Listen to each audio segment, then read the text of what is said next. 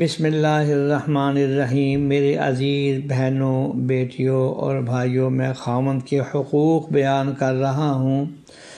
آج یہ حدیث نمبر میں 7 آپ کو سنانے لگا ہوں کہ نبی کریم سرور دو عالم صلی اللہ علیہ وسلم نے فرمایا، دنیا میں جب کوئی عورت اپنے شوہر کو ستاتی ہے تو جنت کی حور جو جنت میں اس کے شوہر کو ملے گی یوں کہتی ہے کہ خدا تجھے برباد کرے، تو اس کو مت ستا، یہ تو تیرے پاس مہمان ہے، تھوڑے ہی دنوں میں تجھ کو چھوڑ کر ہمارے پاس آ جائے گا۔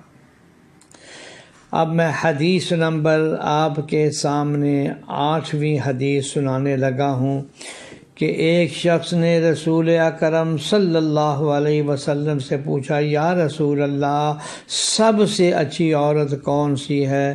تو رسول اکرم صلی اللہ علیہ وسلم نے فرمایا، سب سے اچھی عورت وہ ہے کہ جب اس کا شوہر اس کی طرف دیکھے تو وہ اسے خوش کر دے، اور جب شوہر کچھ بات کہے تو اس کی اطاعت کرے، اور شوہر کے جان و مال میں کوئی ایسی حرکت نہ کرے جو شوہر کو ناگوار گزرے۔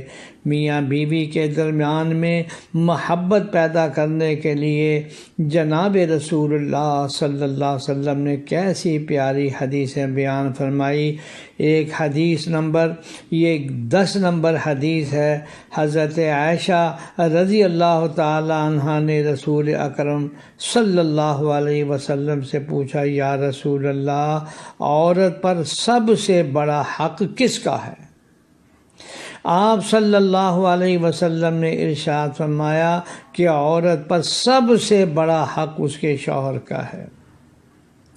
اس سے بھی معلوم ہوا کہ میاں اور بیوی میں محبت پیدا کرنے کے لیے ہمیں ایک دوسرے کے حقوق کی رعایت کرنی ہوگی۔